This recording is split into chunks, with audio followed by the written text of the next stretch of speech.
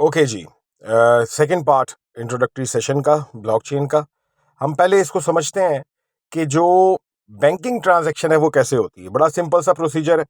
Sender है एक ए, उसने $100 सेंड करने हैं रिसीवर बी को।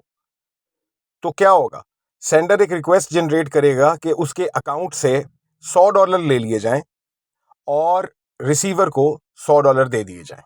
इस रिक्वेस्ट पे होगा ये कि बैंक जो है वो $100 डेबिट करेगा सेंडर के अकाउंट से और क्रेडिट कर देगा रिसीवर के अकाउंट को।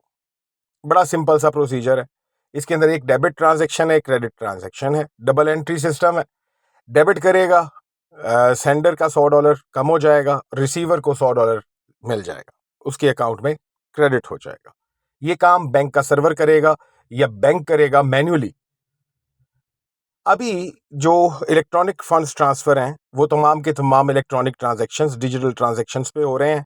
लिहाजा आप एटीएम कार्ड्स यूज कर रहे हैं या आप ऑनलाइन बैंकिंग की ऐप चला रहे हैं या आपने जाके ऑनलाइन बैंक से किसी के अकाउंट में पैसे क्रेडिट करने हैं, तो उसके लिए आपको बैंक का सर्वर चाहिए। बैंक वो तमाम डिटेल्स जिसमें ट्रांजैक्शन की डेट क्या है, टाइम क्या है, सेंडर के अकाउंट का बैलेंस जो है वो सफिशिएंट है या नहीं है, रिसीवर वो अमाउंट रिसीव कर सकता है या नहीं कर सकता है, उसका अकाउंट एक्टिव है या डॉर्मेंट है या क्लोज्ड है, ये तमाम तर चीज़ें जो है वो बैंक का सर्वर जो है मैनेज करता है। जबकि ब्लॉकचेन में ऐसा नहीं है। ब्लॉकचेन जो है उसमें आपने जब भी ट्रांजैक्शन को आपने कोई भी रिसीट की या सेंडिंग की ट्रांजैक्शन करनी है, उसके लिए एक थोड़ा सा टेक्निकल, थोड़ा सा कॉम्प्लेक्स प्रोसीजर है और वो ऐसा है जिसको हम कह सकते हैं फूल प्रूफ। वो ऐसा है जिसको कह सकते हैं वेरीफाइबल बाय ऑल, यानी डिसेंट्रलाइज्ड लेजर। आइए इसको समझते हैं। ब्लॉकचेन में जब भी कोई सेंडर कुछ अमाउंट भेजना चाहता है रिसीवर को, तो उसके लिए एक पूरा ब्लॉक जनरेट होता है जिसके अंदर डेटा सबसे पहले समझ लेते हैं। आपको बताया गया है कि डेटा है, फिर उसके बाद क्या है, हैश है और प्रीवियस हैश है। ये मेजर कंपोनेंट्स हैं। इसके अलावा भी कंपोनेंट्स हैं लेकिन उनको समझने की ज़रूरत नहीं है।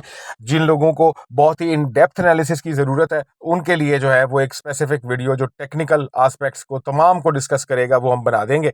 बहरहाल, तो यहाँ पे जो ब्लॉक बनेगा, ये ब्लॉक कैरी करेगा इंफॉर्मेशन करेगा डेट, टाइम, सेंडर का अकाउंट बैलेंस, रिसीवर का एड्रेस, वो कर सकता है रिसीव नहीं कर सकता है, वो किस वक्त इसको रिसीव करेगा, इस पे प्रूफ ऑफ वर्क चल रहा है तो कितनी नोड से ये वेरीफाई होगी ट्रांजैक्शन। ये तमाम का तमाम रिकॉर्ड डेटा कहलाता है।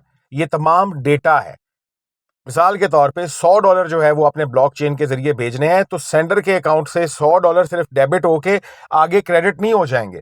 वो जो $100 हैं वो उसके अकाउंट से डेबिट होने के बाद, निकलने के बाद वेरीफाई होंगे कि ये जिस सोर्स से ये ट्रांजैक्शन ट्रांसमिट की जा रही है ये वैलिड है या नहीं।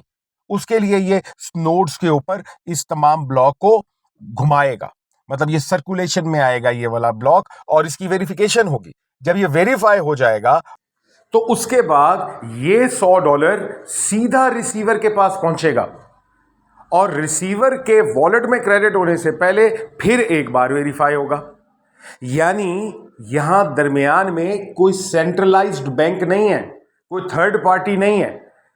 सेंडर ने $100 डायरेक्टली भेजे हैं रिसीवर को, मगर दरमियान में वेरिफिकेशन होती चली गई है उसकी ट्रांजैक्शन की कि इसकी जो ट्रांजैक्शन है ये वैलिड, पॉसिबल, प्रोटोकॉल को फॉलो कर रही है या नहीं कर रही, उस पर टाइम स्टैम्प क्या है, वो वैलिड है या नहीं है, जो बैलेंस ट्रांसफ़र किया जा रहा है जिस वॉलेट से, वो वॉलेट जेन्युइन है या नहीं है। ये तमाम चीज़ें वेरीफाई करना सिस्टम का काम है। ये ब्लॉकचेन करेगा through circulation of blocks to various nodes. Nodes क्या चीज़ें हैं? नोड्स छोटे छोटे सर्वर हैं।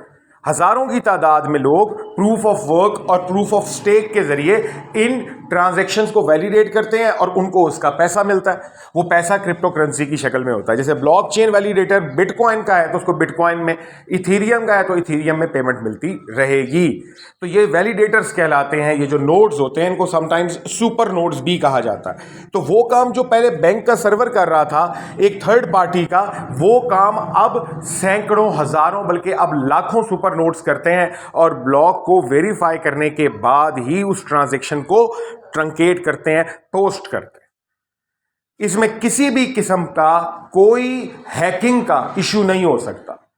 सेंडर ए की तरफ से जो सेंडर बी को डायरेक्ट पैसे जा रहे हैं वो ऐसे वैलिडेटर्स के पास से होकर गुजर रहे हैं जिन्हें ना सेंडर का पता है ना रिसीवर का पता है। इसमें जो डिजिटल आइडेंटिटी है जो एड्रेस के साथ अटैच्ड होती है, पब्लिक की कहलाती है आमतौर पे। सेंडर की भी होती है, रिसीवर की भी होती है, मगर उसको इनक्रिप्ट किया गया होता है। आप पहचान नहीं सकते कि ये शख्स कौन है, उसका नाम, उसकी प्लेस क्या है, वो कहाँ से ताल्लुक़ रखता है, उसकी दीगर जो पर्सनलाइज्ड और प्राइवेट डिटेल्स हैं, किसी चीज़ का आपको पता नहीं होता। वो पब्लिक की है जिससे आइडेंटिफाई हो रहा है एक वॉलेट और उसकी जेन्युइनिटी का पता चल रहा है।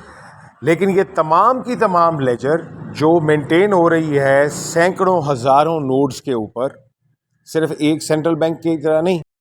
भी आपको कुछ चाहिए होगा तो आप उस पार्टी के पास जाएंगे, बैंक के पास जाके कहेंगे मुझे स्टेटमेंट दिखाओ, मेरे इंस्ट्रूमेंट्स की कॉपी दे दो, ये कर दो, वो कर दो। यहाँ पे डिस्ट्रीब्यूटेड लेजर है और हर एक नोड के पास, हर एक ब्लॉकचेन पे मौजूद जो नोड कैरियर है उसके पास, आपके पास आपकी मुकम्मल ट्रांजैक्शन डिटेल्स हैं। उनको कोई टेम्पर नहीं कर सकता।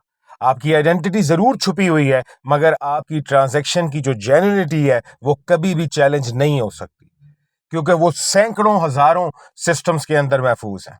ये लेजर हर सेकंड में कई कई बार अपडेट होती है और इसके अंदर जो रिकॉर्ड है वो चूंकि हजारों सुपर नोड्स के ऊपर कैरी किया जा रहा है, लिहाजा ना उसे मैनिपुलेट किया जा सकता है ना उसे डिलीट किया जा सकता है। आप 10 सुपर नोड से डिलीट करेंगे, 300 और हैं अभी बाकी।